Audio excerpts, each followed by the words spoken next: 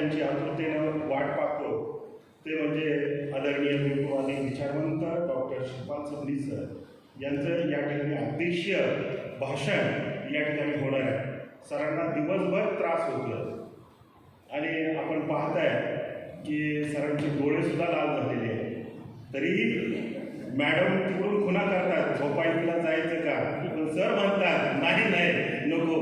म्हणजे बघा, जो माणूस निष्ठेवर, आयुष्यभर, विचारावर, खऱ्या अर्थानं विचारावर निष्ठा ठेवतो तो माणूस वादग्रस्त करू शकत नाही. तो खरा आहे म्हणून इथं बसलेला. आयुष्यभर खरं भाष्य केलं म्हणून सबनी सरांना वादग्रस्त ठरवलं. पण ते वादग्रस्त नाही तर विवेकवादी विचारवंत आहे. आदरणीय डॉक्टर श्रीपाल सबनी सर, आपणास विनंती आहे की आजच्या या कार्यक्रमाचा अध्यक्षीय समारोप या ठिकाणी आपण आपल्या शब्दात केला. या दोन्ही पुस्तकाच्या संदर्भात होणाऱ्या कार्यक्रमाचे भाष्यकार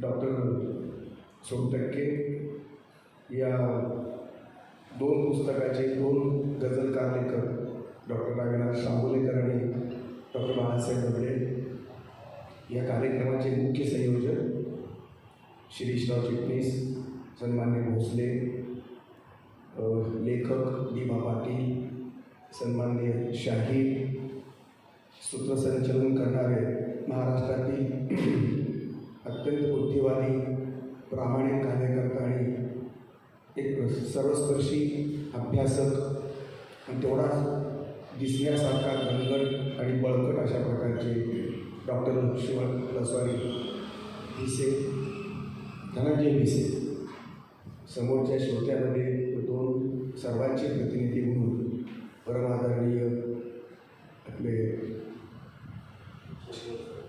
मोहीम कलित मोहीम मनमाडचे आणि संभाजी पाटील, सर्व सन्मान्य मित्र हो, ज्यांनी गझल गायली ते सर्व कलावंत, जी गाणार आहेत अगोदरचे पाटील आणि नंतरचे पाटील, दोन पाटलांचे मध्ये होणारा आहे. मला वैशिष्ट्य शिरीषरावचं खरंच वेगवेगळ्या पद्धतीने जाणवतं. मी खलील भूमी बहिणीचा इथे सन्मान करत होतो आणि शिरीषरावने इथल्या समर्थ संस्थेच्या प्रमुखाने इथे बोलवलं, त्यांचाही सन्मान करायचा. दोन वेगवेगळ्या धारा, दोन वेगवेगळे सांस्कृतिक प्रवाह, समर्थांचा प्रवाह हा वेगळा, खलीलबाईचा प्रवाह हा प्रवाह वेगळा. या दोन प्रवाहांना जोडणारी ही श्री चिटणीसांची भूमिका आहे. या भूमिकेचं या काळामध्ये वेगळं महत्त्व आहे. गझलचा इतिहास सोनटक्केने खूप चांगल्या पद्धतीने वेळ लावला, तो सांगणे आवश्यक होतं, त्याशिवाय ही गझल कळणार नव्हती. त्याच्यातलं दुसरं की सामान्य माणसाचं तिचं नातं त्यांनी सांगितलं. पण उर्दू परंपरेतून आलेली जी मराठीतली गझल जी आहे ती मुस्लिम संदर्भ घेऊन आलेली गझल आहे. तिचं मूळ जन्मस्थान हे मुस्लिम धर्माशी निगडीत केलं गेलं. मुस्लिम लोकांनी रुबाई या गझल हे काव्यप्रकार हाताळले आणि त्यानंतर मग माधवजिलियन अमृतापासून ती अगदी आपल्या सावलेकरापर्यंत आणि दबडेपर्यंत ती गझल येऊन पोचली. 300 ते 400 गझलकार महाराष्ट्रात आहे आणि या परंपरेतलं हे गझलचं जे रूप आहे, गझलला जात आणि धर्म आहे का, असतो का, असावा का, हा प्रश्न धर्माच्या सामाजिक आणि सांस्कृतिक संदर्भात आज विचारणं महत्त्वाचं आहे. आणि म्हणून उर्दू परंपरेतून मराठीत आलेली ही गझल हिंदू आणि मुसलमान मनाला जोडणारा काव्यप्रकार आहे. या वेगळ्या वैशिष्ट्याकडे गझलकारांचंही लक्ष नाही, याबद्दल मला खंत वाटते. दुसरं असं, गझलकाराने केवळ गझलमध्येच रमावं का? गझलच्या विषयामध्ये जी क्रांतिकारक अशा प्रकारची भूमिका आलेली आहे, सुरेश भटांनी मराठीत आणली, एवढंच क्रांतिकारकत्व नाही. माधव जुलेरांच्या तुलनेमध्ये भट हे अत्यंत प्रगत अशा प्रकारचे गझलकार आहेत. सर्वात कंटेंटच्या आणि सूत्राच्या, आशय सूत्राच्या अंगाने ज्यावेळेस भटांची गझल सामाजिक जाणीवेपर्यंत जाऊन पोहोचते, त्यावेळेला तिचं विद्रोही रूप आता सांगोलेकरांच्या या सबंध गझलमध्ये काही प्रमाणात आज इश्क आणि रब ईश्वर, इश्क आणि ईश्वरामध्ये या दोन केंद्राभोवती अनेक शतक फिरणारी अनेक भाषेतली गझल मराठीत मात्र ती विद्रोहापर्यंत व्यंगार पुकारण्यापर्यंत जाऊन पोहोचते. हा जर आता वर्तमानकालीन गझलचा इतिहास समोर येत असेल तर मग हा विद्रोह हा दलित साहित्याप्रमाणे नकारात्मक आहे का, तो वांजोटा आहे का, तो विध्वंसक आहे का तो विवेकी विद्रोह आहे, याही प्रश्नाच्या उत्तरापर्यंत स्वतः गझलकाराची आवड घेणं महत्त्वाचं आहे. मला खूप बरं वाटलं की सांगोलेकरांचं पुणे विद्यापीठात सिलेक्शन मी केलं याचा मला अभिमान हे पुस्तक वाचताना झालं, इतर वेळेस कधीच झाला नाही. हे आद्य संशोधक आहेत गझलचे हे मला खरंच माहिती नव्हतं. ते जे नॉर्म्स होते वृत्तपत्रात ते सामाजिक वाङ्मय अमुक होतं आणि त्या सामाजिक वाङ्मयाचे नॉर्म मी धाग्यावर बसवले आणि अविनाश सांगोलेकरांचं सिलेक्शन केलं गझलच्या मुद्द्यावर. गझल हा माझा कुठल्याही अर्थानं प्रांत नाही, पण ते घेतलं आणि मग त्यावेळेसही मला त्यांचा नीट बायोडाटा काही वाचलेला नव्हता. काही वेळेला होत असतो थोडा व्यवहार वाचा सोडून दिला. पण अविनाश 65मध्ये जे संदर्भ आलेले ते संदर्भ लक्षात घेतले तर कवी कट्टा ग्रंथ आहे, गझलचे उपक्रम त्या संबंधी ज्यांनी कट्ट्यावरती ज्यांनी योगदान दिलं त्याला अर्पण करणारी त्यांची भूमिका. त्यांच्याही कुटुंबामध्ये अनेक काही व्रत झालेले लोक असतील, काही जिव्हाळे असते असेल, त्यांचे गुरु असतील, त्यांनाही अर्पण न करता कट्ट्यावरच्या गझल कट्ट्याच्या रसिकांना ही पुस्तक अर्पण केलेलं आहे. म्हात्रेंची एक चांगली प्रस्तावना मित्र म्हणून दिलेली प्रस्तावना सुंदर अशा प्रकारची आणि गझलची नाळ त्यांनी मोरोपंत अमृतरायापासून माधव जिलेनांपासून सुरेश भटापर्यंत जोडली. हे बरं झालं आणि मराठी अवतार जो भटांचा निर्माण झाला त्याचा तर त्यांनी खूपच गौरव केला आणि या दोघांनी म्हणून काफिला हे पुस्तक काफला हे नावाचं पुस्तक त्यांनी संपादन केलं. याची मला या पुस्तकातून माहिती झाली, अगोदर मला नव्हती. आपला अज्ञान जपून ठेवण्याचं काही कारण नाही आणि म्हणून सुरेश भटांच्या बरोबरीनं गझलच्या संदर्भात काम करणारा एक आपल्या जवळचा एक माणूस अशा प्रकारच्या गझल लेखनाकडे वळतो आहे. मग ते तुम्हाला कोणी विचारले असेल नाही असं नाही किंवा तुम्ही का लिहिलेली गझल लोक विचारतात, त्याला सगळ्यांना उत्तर देत बसायचं काही कारण नाही.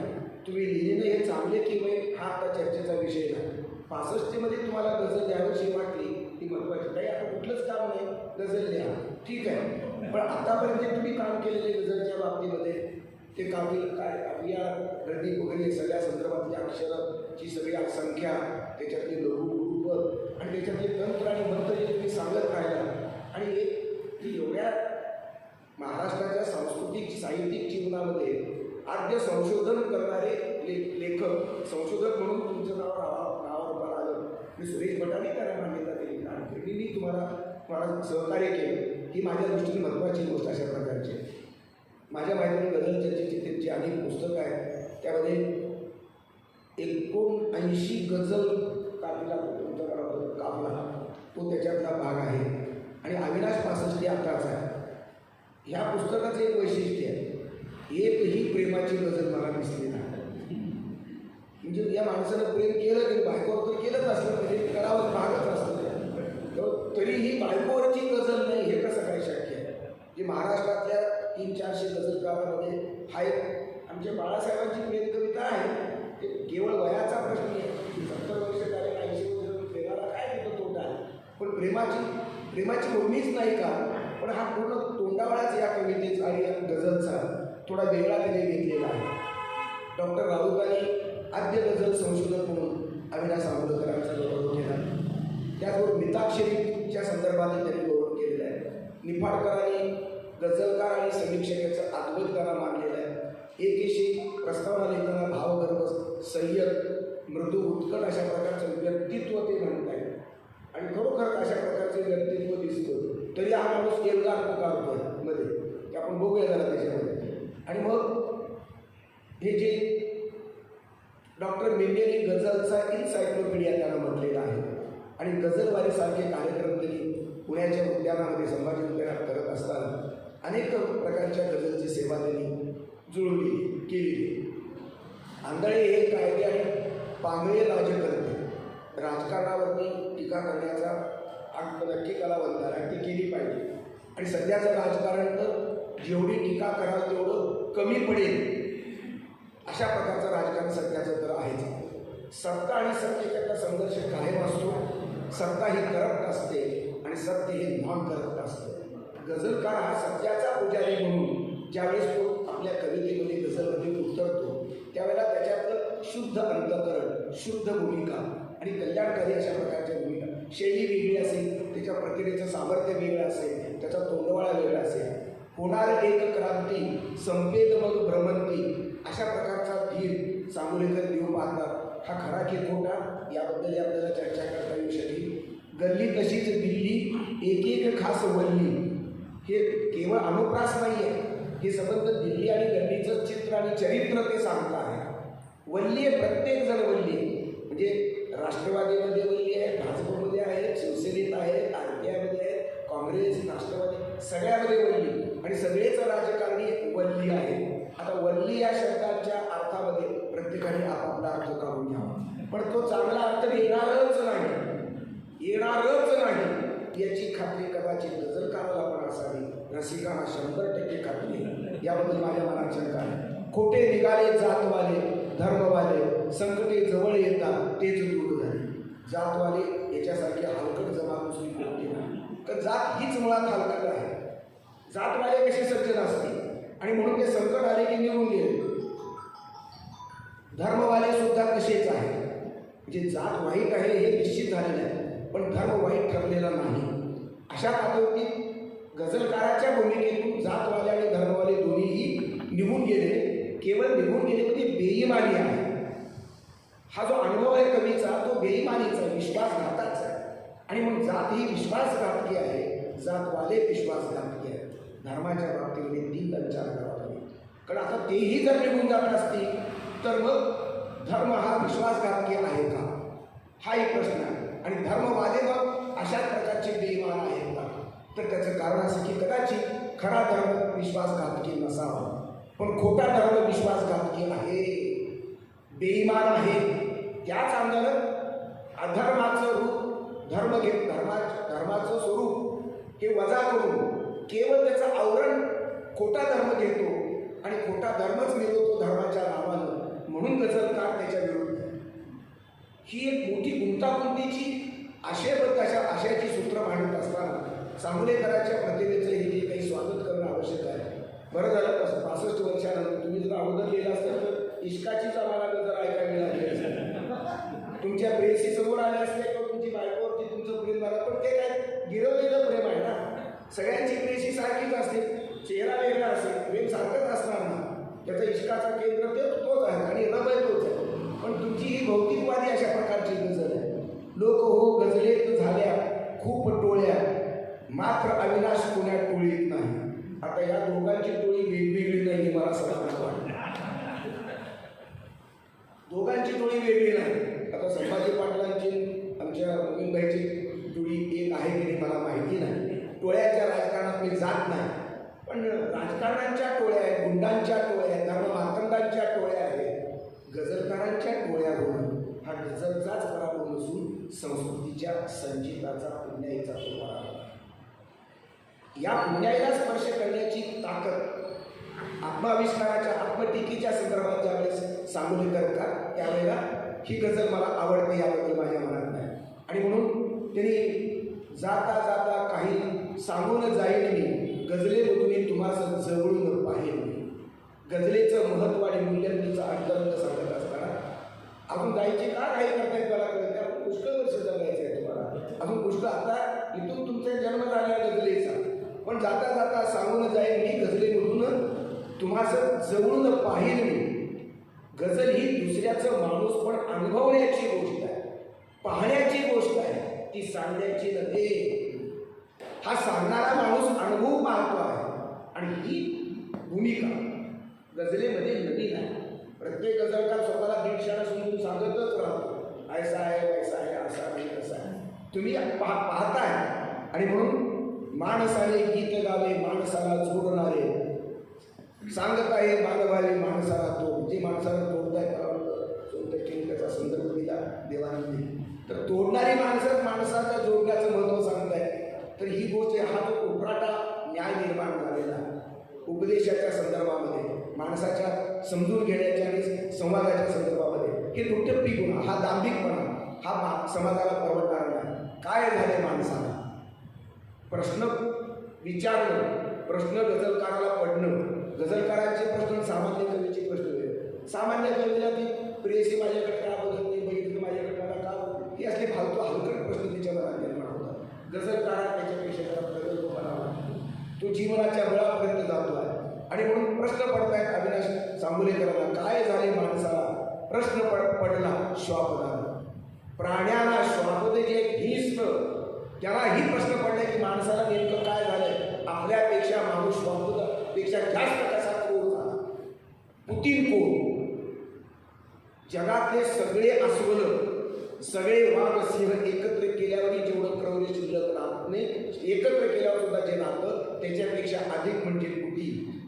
कारण पुतीनच्या कोठारामध्ये हजारो बॉम्बची संख्या आहे, प्रचंड मोठी. अमेरिकेपेक्षा जास्त संवार शस्त्र पुतीनकडे आहे.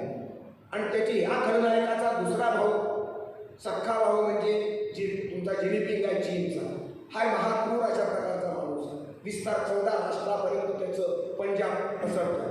आणि या सगळ्यांचा बाप, सगळ्यांचा सख्खा भाऊ म्हणजे अमेरिका, बायडन, यांच्याकडे शस्त्रास्त्र आहे. शस्त्र कशासाठी आहे? माणसाला तुम्हाला जगवायचं की माणसाला मारायचं? हे नवे हिटलर राष्ट्राचे प्रमुख मारायला निघाले. आणि वैज्ञानिक ज्या ज्वलंत अत्यंत उच्च कोटीच्या ज्या प्रतिभा आहेत वैज्ञानिकांच्या, या बेईमान झाल्यात माणसाशी.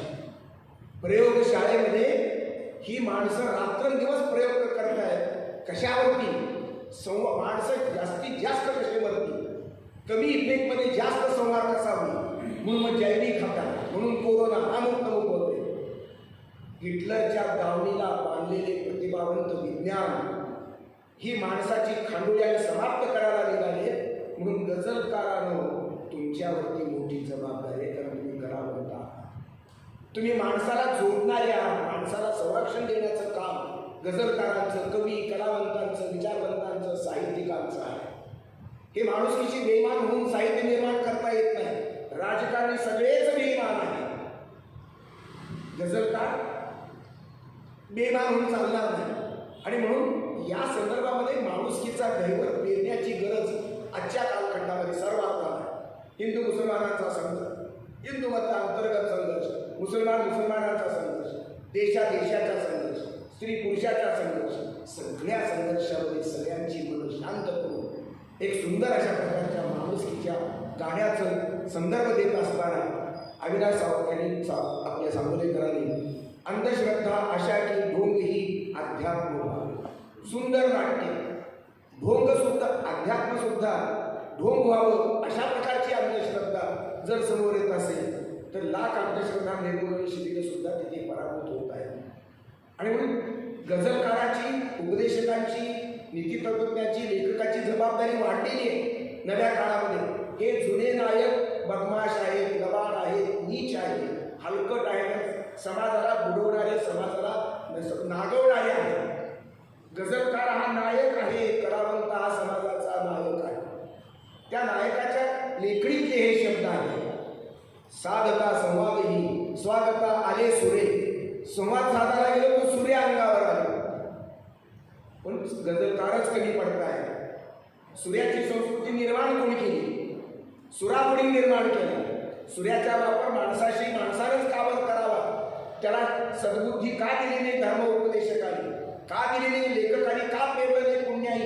लेखकाची सत्याची पुण्य कुठे कमी पडली? का कमी पडली? याचं आत्मपरीक्षण लेखकाच्या अंतर्गत व्यवस्थेमध्ये कुठे चालू आहे? कोण करताय?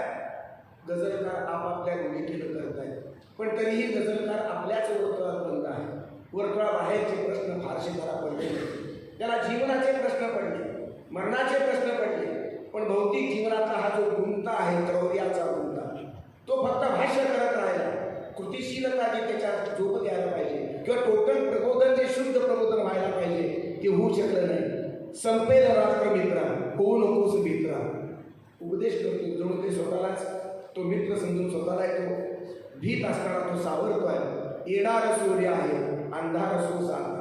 आत्ताचा अंधार सोसून घे, सूर्य नक्की येणार आहे. हा आशावाद कलावंतामध्येच असतो. हे दुसऱ्या बेशरम आहेत राजकारणी, त्यांची आशा कधी संपत नाही.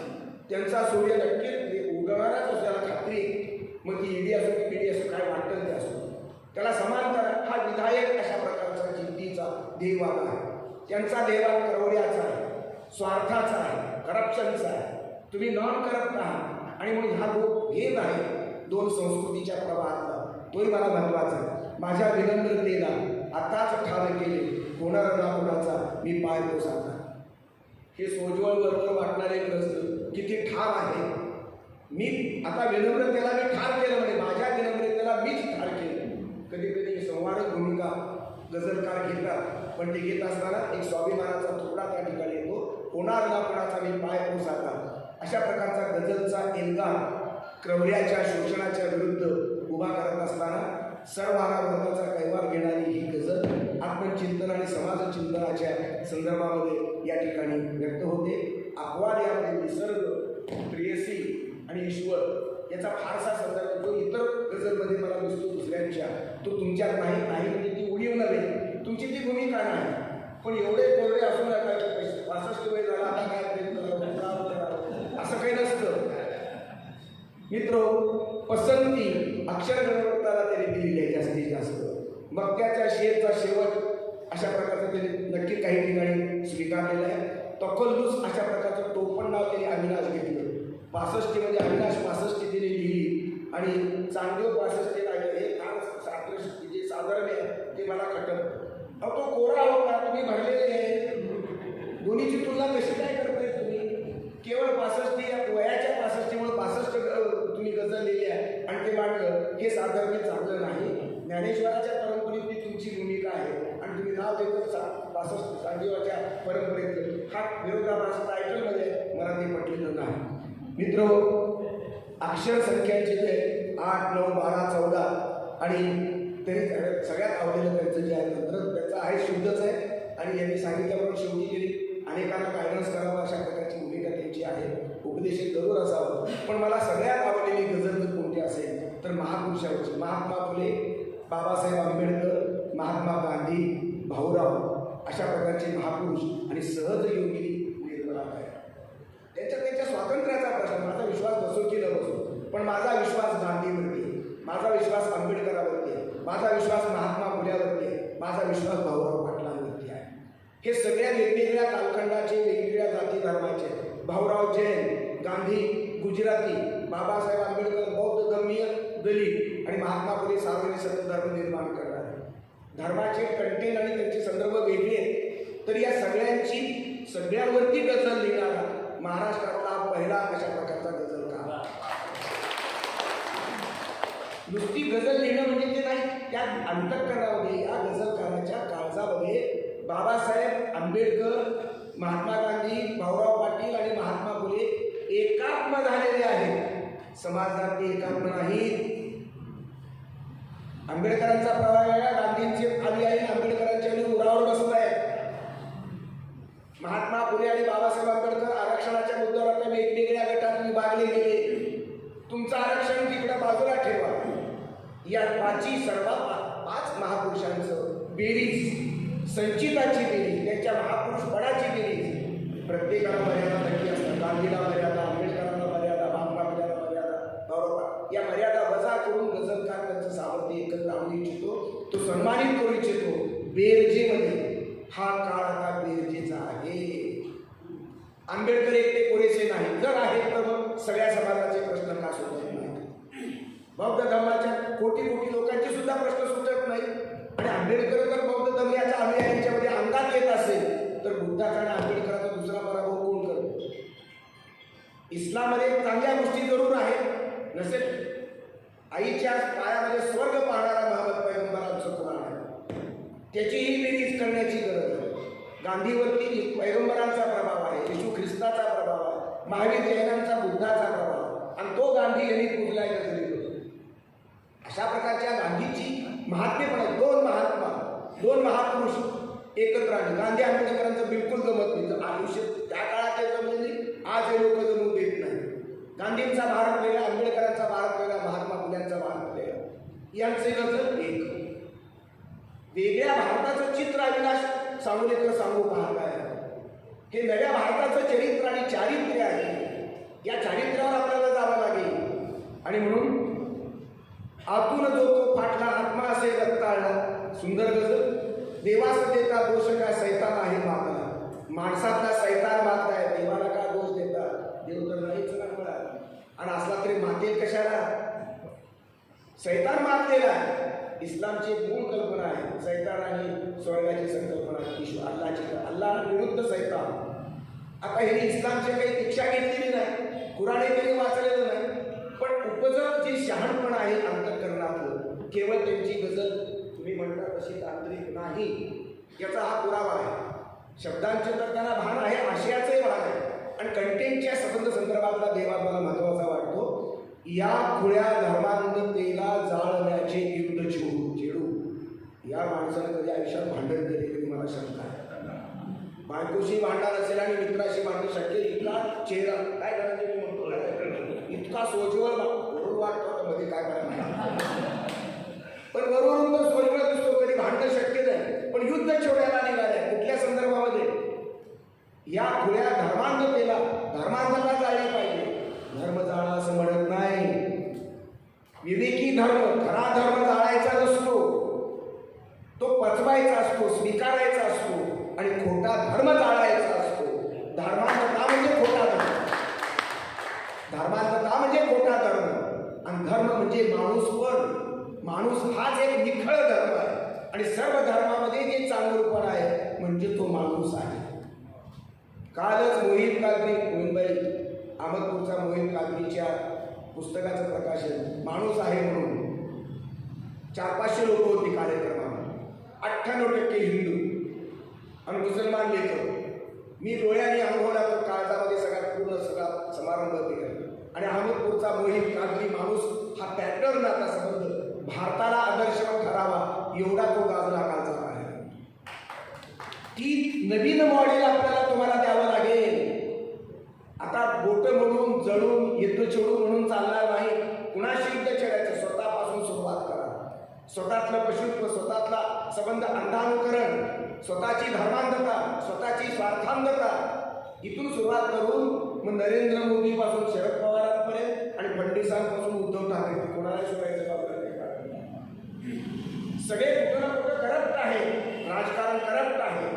सत्याची चाड बाळगणाऱ्या, सत्याचा झेंडा फडकवणाऱ्या कलावंतांनी आता हे बंड पुकारण्याची गरज आहे. आणि म्हणून या खुळ्या धर्मांधतेला जाळण्याचे युद्ध, ही धर्मांधता ती धर्मातली आहे.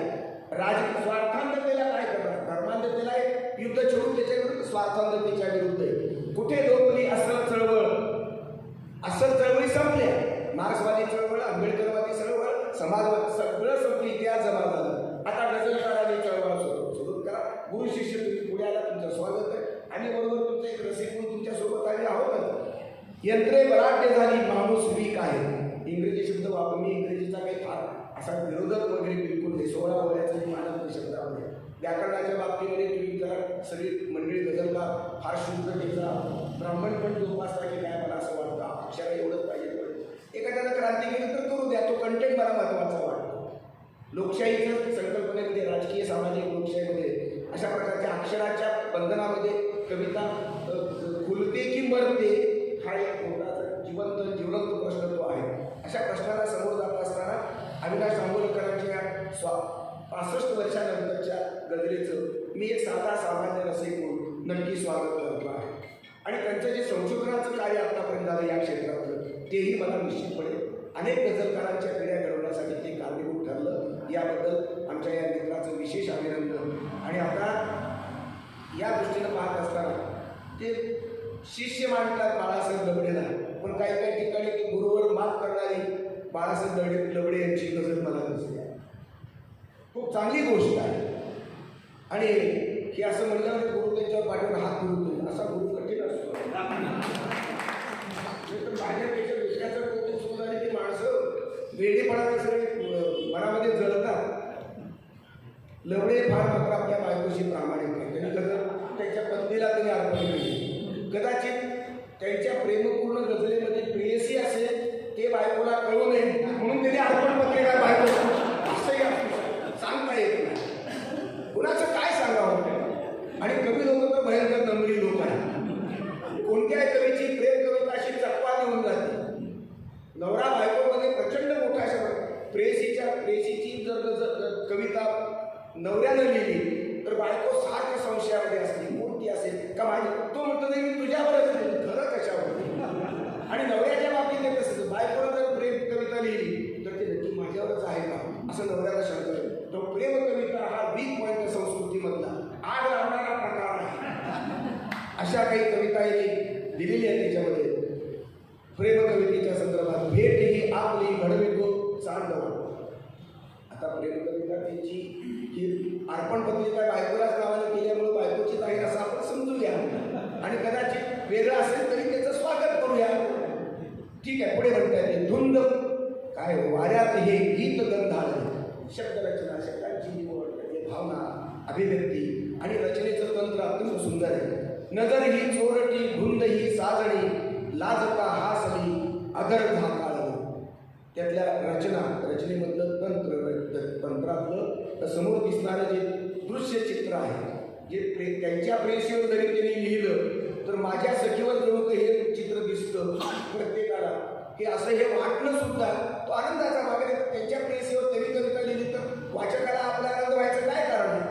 प्रत्येक वाचकाला आपली प्रेयसी समोर दिसावी यातच त्या गझलकाराचं यश आपल्याला दिसतं. आणि म्हणून आत दिसलीस तू गायिनी प्रार्थना, मानले देव मी ना तुला काय ते पुढला शब्द टाळले. आत दिसलीस तू गायिनी प्रार्थना. इथे ते खरं एका अस्सल प्रतिभावंत कवीचं, सच्च्या प्रियकराचं, सख्याचं किंवा पतीचं हे सुंदर चरित्र आणि चित्र आहे. आत दिसली जे समोर पुष्कळ दिसतात प्रेयसी, बायको समोर रोज दिसते. आत नसतेच, आत दुसरीच कुणीतरी असू शकते. पण इथली जी ह्या गझलमधली जी सखी आहे ती आत दिसते कवीला. आणि हे काही खोटं नाही, तो प्रांजळपणे लिहितं. आत दिसलीस तू गायिनी प्रार्थना. आता मध्ये जर सखी दिसला अंतःकरणामध्ये आणि त्याची जर तो प्रार्थना करत असेल तर आपल्या सखीच्या बाबतीमध्ये भक्त होऊन तिची प्रार्थना करणारा जगातला सच्चा हा फक्त केवळ एकतर बाळासाहेब लवकरच असू शकतो. ही भूमिका अत्यंत महत्वाची भूमिका आहे. ते पुढे म्हणतात, मानले देव मी ना तुला टाळले. मी तुला देव मानून मी प्रार्थना करतोय. आपल्या बायकोची किंवा सखीची प्रार्थना करणारे नवरे मला आवडतात. हे दुर्मिळ चित्र आहे आणि ते गझलमध्ये येणं ते फार महत्वाचं आहे. जगावर प्रेम करायचं आणि बायकोवर प्रेम करायचं किंवा सखीवर, हे काय कारण ते म्हणायला लावलंय तुम्ही. केलं पाहिजे. या दृष्टीनं आपलं स्वागत आहे. या वारीच्या जयघोषाचे रिंगण भरते, मी कोमल देहावर चवल्या ढाळत जातो. आता वारीची भक्ती, विठ्ठलाची भक्ती, श्री श्रीराम ही भक्ती आणि ही इकडली भक्ती तुझ्या देहावर काय चावऱ्या ढाळीत जातो. म्हणजे ती भक्ती आणि ही भक्ती, प्रेमभक्ती आणि विठ्ठल भक्ती, या दोन भक्तींचं एकत्र नाट्य, द्वंद्व एकत्र पेरणं ही गझल आहे. आणि म्हणून काही वेळेला त्यांच्या गुरुवर मात करण्याची क्षमता हा माणूस सिद्ध करतो आहे. गुरु म्हणतात ॲक्सिडेंट असतो, त्याचं काही कार्य नाही. तुझ्या विना आई पुकारू कोणाला. लबडेच्या गझलमधले प्रश्न हे अत्यंत जटिल आहे. माझ्या काळजाला जसे प्रश्न भेटले तशा मी माझ्या मेंदूचा भोगा करणारे प्रश्न. आणि प्रश्न हे अत्यंत महत्त्वाचे असतात. उत्तर वेगळे काही असतात, काही नसतातच. प्रश्न नंबर 1, तुझ्या विना आई पुकारू कोणाला. काय उत्तर आहे. जगातल्या 700 कोटीकडे उत्तरच नाही. कुसुमाग्रजाकडे नाही, माधव ज्युलियनकडे नाही, आईवर लिहिलेल्या सगळ्या लेखक कुणाकडेच नाही. आई अनुभवणार आहे, आईला आई म्हणणार आहे.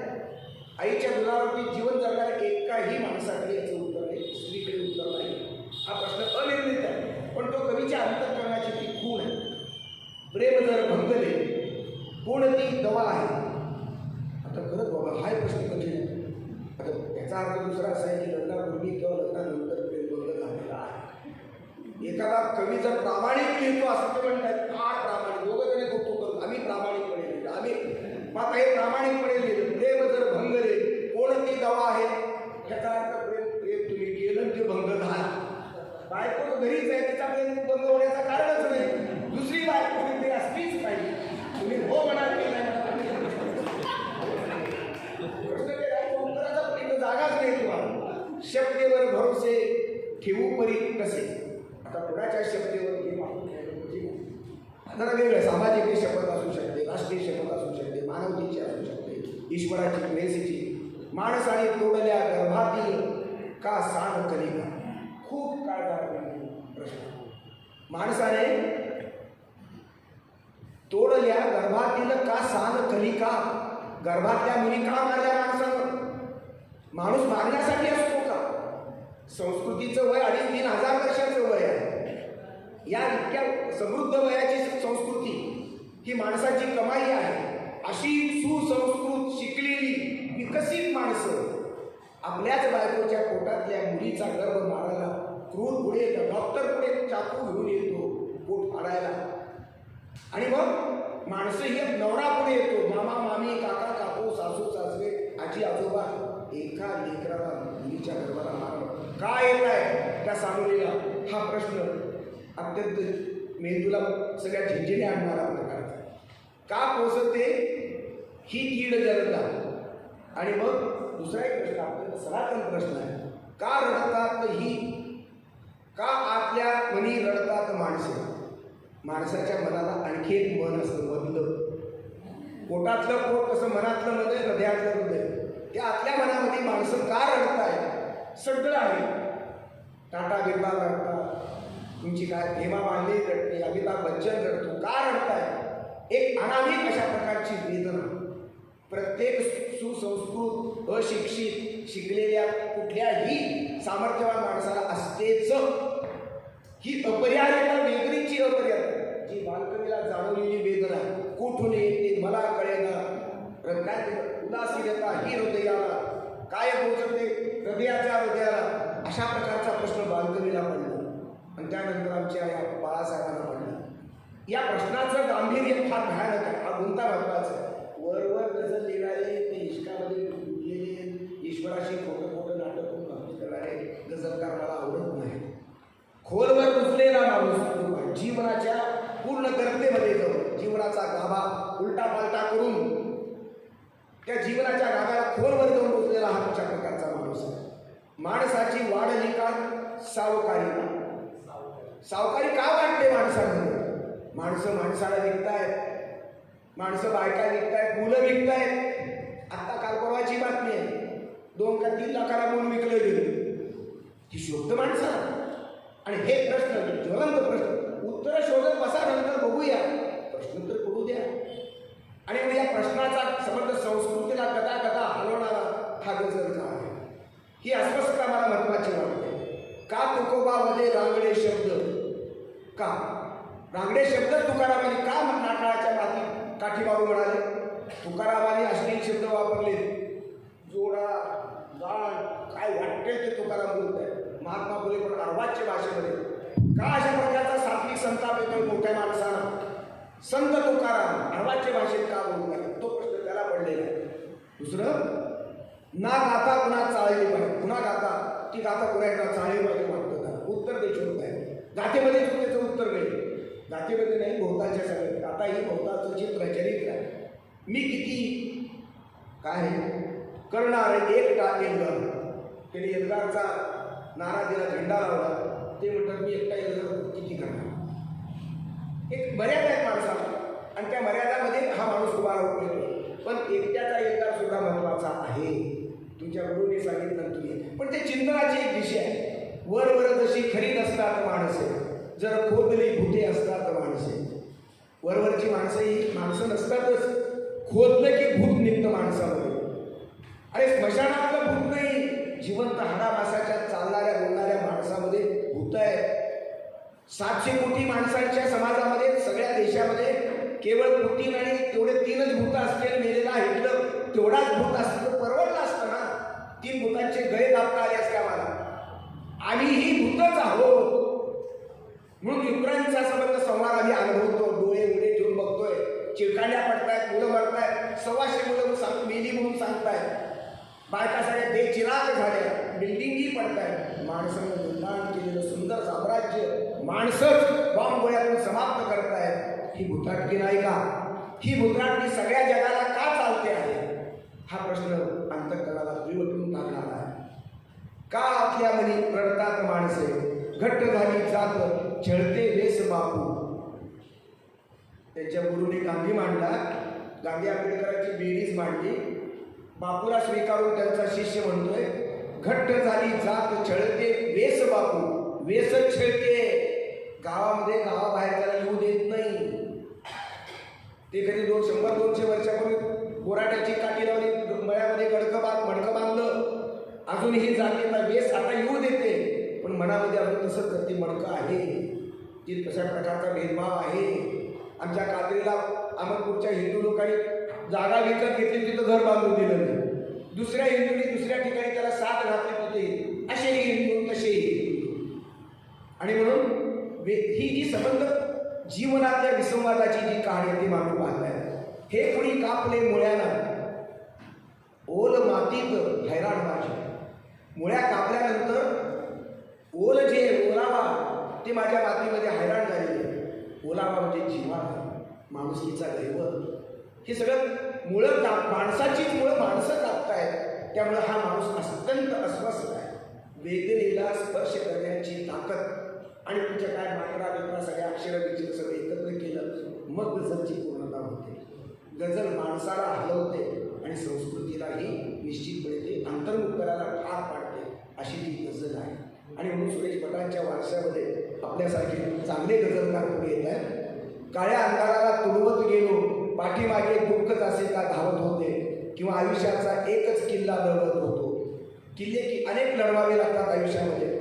मरण सांगा कुणाला कधी सोडते, जीवनाचा नवा पाळणा हलतो आहे, किंवा तयारी झाली ही बळीची माझी आहे, सुगंधी धावतो करार पाहिजे.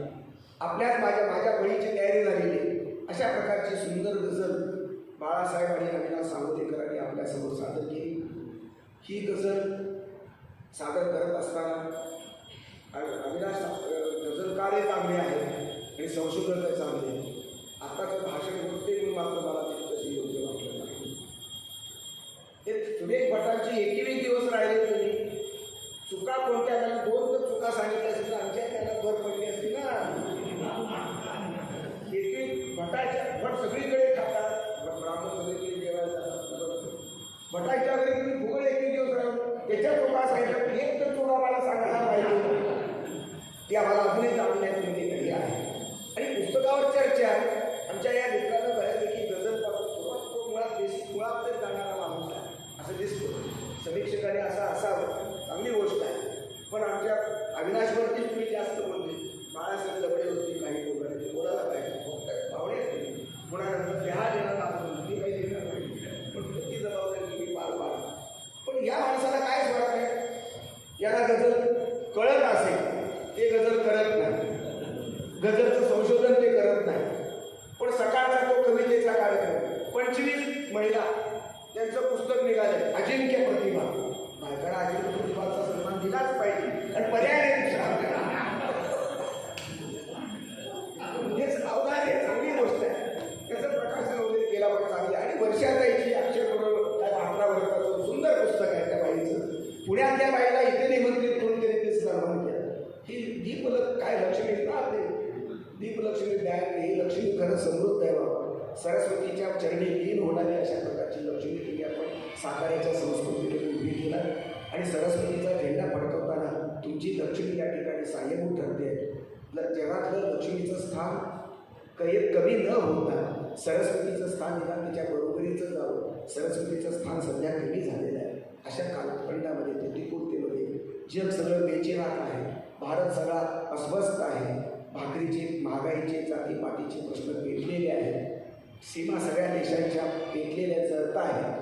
आणि माणसाची मदत पण वेगवेगळ्या द्वेषानं आणि शत्रुत्वानं जळत असताना शांत अशा प्रकारच्या भूमिकेतून सगळ्या संयमानं अत्यंत उत्कटपणाने सुंदर अशा प्रकारच्या हृदयाची सुंदर रचना लोकांसमोर पेश करत असताना त्यांचा प्रकाशन सोहळा आणि त्यांची चर्चा करण्याची सद्बुद्धी शिरीषरावांना आहे.